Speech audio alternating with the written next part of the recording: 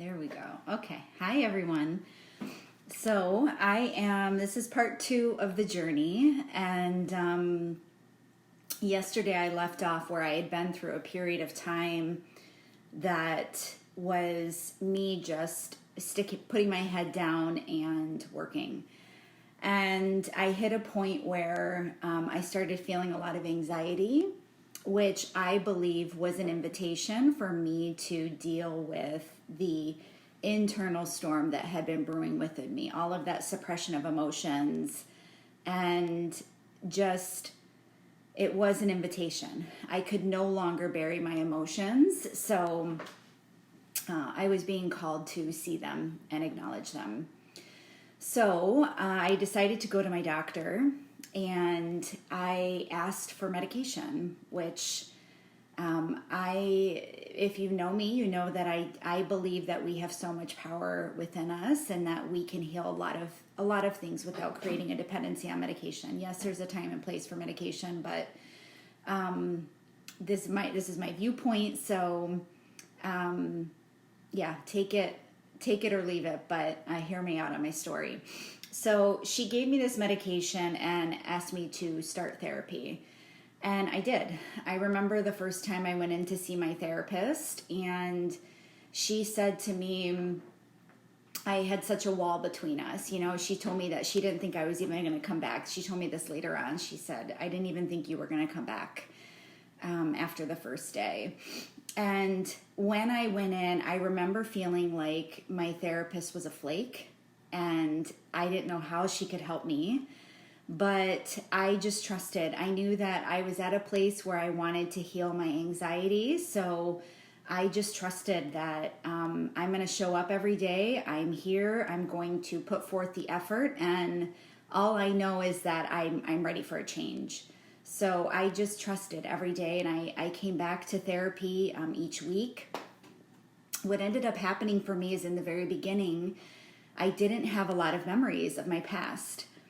And what happened was a couple months in, we went back to my childhood, and she asked me to start reflecting on like my earliest memory and all of that. And you couldn't stop me. I was just going and going and going.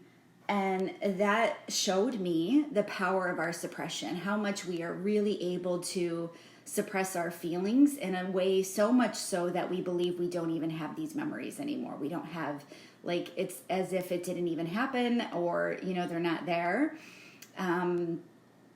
So it was in that moment, honestly, that I felt that it was the therapy that was working and not the anxiety medication. So I was on a very low dose of anxiety medication that I could just stop at any time. I didn't have to wean myself off. So that's what I did. I went off the medication and I just trusted in the therapy. I went all in. And at work, so this is 2011, by the way. At work, I was invited by one of my clients that I was working with to do a lateral move in my position, to shift from the technology side of the bank to business. And I did that. And it was interesting because I was excited. I was at a place where I don't feel like yes, I was dealing with the anxiety and all the personal things that were coming up, but I don't feel like I realized at work that I was just in hustle mode, and it was just very numbing for me. And I was just putting my head down and working and not even realizing that I wasn't growing and that I wasn't really happy where I was. So I did that. I moved, did a lateral move at the bank, and I started my MBA. So already you can see this pivot that started with anxiety, and now I've accepted a new position. I've moved into my MBA, and things are already starting to shift for me in this pivot. So in 2012, I was invited to attend the Consumer Bankers Association's Executive Banking School. M&T picked me. I was one of 4 out of 17,000 employees picked for this opportunity, which was such an honor. And it was a 25-month commitment, and I had decided to put my MBA aside and move forward with this opportunity. It just felt aligned, and that's just, I just trusted my gut on that. So over the next couple of years, that particular opportunity really opened up this ability for me to expand my leadership presence and network at the bank. I remember when I went into CBA, when I went into this school, there was only about 100 of us in the whole world taking this. And this is basically, this training was to train their future leaders of the bank.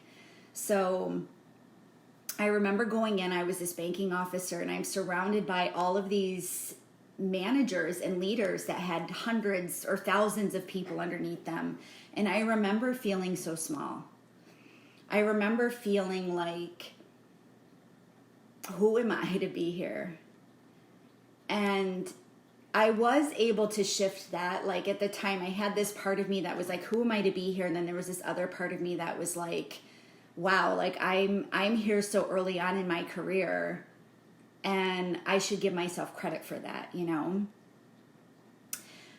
Also, another really big pivot for me at that time was they had us read the book called StrengthsFinder. And that was a huge shift for me in my journey, because prior up until that point, I had been constantly looking for my weaknesses. What are the things I need to improve upon? Where are my gaps and how can I fill them? This book taught me how to leverage my strengths and really stand confidently in my strengths and what I have to offer. The book encourages you to pair yourself and surround yourself with people who have different strengths than you. So it taught me a lot. I was able to instantly shift. I love that quote, when the student is ready, the teacher will appear. And for me, that book was in perfect timing. So I was able to instantly shift this focus on my weaknesses and really shift them to my strengths, and start to leverage my strengths in my career and stand up for them. So I started standing more boldly in my voice because I had gained this newfound confidence.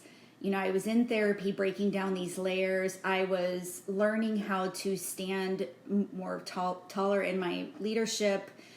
And I started noticing that I was in rooms of people who were long tenured management at the bank. There were a lot more men than there were women, and everyone seemed to be on the yes train except for me. I was that person who was out of the box, and I was willing to challenge the way we'd been doing things. And I remember as I got more comfortable with speaking my voice around these leaders, it was conflicting for me, because on one hand, I had a lot of people reaching out to me afterwards and saying, you know, like how grateful they were that I had the guts to say what they would never say.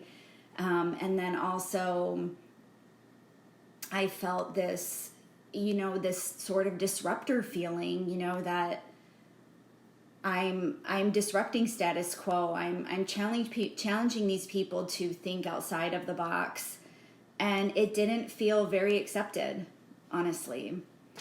So there was this, you know, really strong voice coming up through me, meeting this sort of resistance in a way.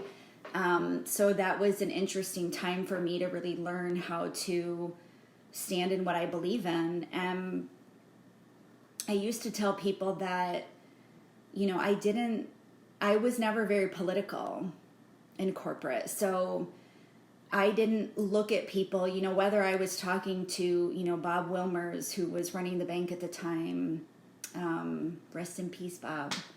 But whether I was talking to Bob or, you know, somebody, you know, who was a peer of mine, or somebody I didn't even know at the bank, I didn't see levels. I just saw a person. And that was really important to me, to not, I always wanted to be really true to my voice and how I felt about things, without worrying about tailoring that message to who I was speaking to. That was a big part of my journey, and me learning to stand in my voice and my truth. So 2013, I'm looking at my notes here. 2013, I started managing people. I got more promotions. I became an assistant vice president at the bank, and I became a manager. And I studied precision leadership at the bank. And this was a way of positive reinforcement and just a leadership presence that they wanted at the bank. So I took that, and with that came these new evaluations where I was evaluated by my team, by my peers. And it was funny because I started noticing this dynamic of me being this very high performer, and I also felt misunderstood. So some of the feedback that I was getting on the survey were things like that I don't understand the impact my behavior has on others. So this is where that disruptor part of me comes in. And this is not to say that, like, I'm a very direct person, so it's not to say that could I have said anything in a different way? Sure. I'm sure that I wasn't perfect in the way that I voiced how I felt about things all the time. But I also felt that it was never personal. For me, it was just business. This was just about the message, the shift that needed to occur, and I just happened to be the voice of that. So I started feeling really misunderstood because I was on this path of I'm getting all of these opportunities and promotions. I'm being recognized for my performance, but I'm being told like I don't play nice in the sandbox, basically. I also had, I think at the time I had like the most training accomplished in our whole division because I just was that constant learner. I wanted to just keep learning and learning and learning. 2014, I had another 2 promotions. I became next level manager and I became vice president at the bank. So I also graduated from that executive banking school, started my lean certification. I was invited into another development program at the bank, diversity development program, which was another one of those leadership fast track programs that I was invited into. As you can see, I was invited into all of these opportunities. Like from the outside, it looked like I was on this super fast track in my career. I'm being trained to be a leader at the bank. I'm getting promotions every year, stepping into new opportunities. I stepped into the Women's Interest Network. I was on their steering committee. So then I became this leader voice for women at the bank, leading lean in circles and all of these things, right? And I think from the outside, you would, again, looking in, and it's like, all of these opportunities are coming to her. She has it made. I wanted more. So here comes the next pivot. In 2015, I was promoted again. My role was expanded. I was asked to take on automation. At the time, I was managing the consumer lending credit project portfolio. I had a team, and I became chief of staff of the risk committee that was there. I was asked to do that, and sold my house that year. I also watched, I remember I was following TED Talks at the time, and I had this TED Talk come across my screen, and it was why some of us don't have just one true calling. And as I mentioned, I was in this place of wanting more, like despite all of these things coming at me and opportunities for growth that were present for me, I still wanted more. So when I saw that, I decided to watch it because I felt called for it. So Emily Wapnick is the one who did the talk. It's called Why Some of Us Don't Just Have One True Calling. And she spoke about how as kids, we're trained to pick one thing. So what do you want to be when you grow up? And it elicits this single response, like I want to be a ballerina, or I want to be a piano player. I want to be a doctor. I want to be a firefighter. But it's never really like you want to be all of these things, right? You don't hear kids saying, I want to be a ballerina and I want to be a piano player and I want to be a doctor. There's sort of, we learn at a very early age that we're supposed to pick one path. And at this point in time, I was in this place where I felt like I couldn't find my path. I was on this A path, and it appeared very successful, and I was getting more and more opportunities, but I didn't feel like it was enough. It didn't feel like it was where I belonged. So this talks about, she talks about this, how like, she went through this pattern of, she would find something that she got really excited about and she'd get really good at it because she's super passionate and is a fast learner and just gets really like obsessive almost about her next thing. And then she hits a wall. And so she has to shift, right? That pivot's there. I'm going to pivot into something else and find a new path. And then what would happen is the same thing. So she noticed this pattern in her life. And I was like, for the first time in my life, I was like, oh my gosh, I felt understood. I felt like I wasn't alone. All these people around me that are finding their one thing.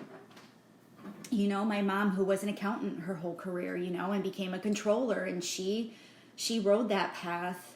And that was her calling. That's what she felt called to do. For me, I couldn't find that one thing. So this TED Talk was a huge pivot for me as well. And she said to us, she called us multi-potentialites. And if you look, I don't go on LinkedIn much, but on my LinkedIn profile, I do say I'm a multi-potentialite. She says that our powers are that we're very adaptable, we're rapid learners, and we're idea synthesizers. So we can take all of these unique experiences and mold them together into these really creative problem solving ideas. And she used to say that when you paired someone who's a multi-potentialite with somebody who is a subject matter expert, that's where true innovation occurred. And I remember at the time I sent this video to my boss, who's like a second father to me, sent it to him, and he said to me, I feel like I finally understand you. And that was a huge moment for me, that pivot. So I am going to stop here, and I'm going to pick up where this led me to tomorrow, because I started reaching out my lifelines, and this is again in the depths of my second pivot. So I'm going to pick up here tomorrow. So thanks for watching.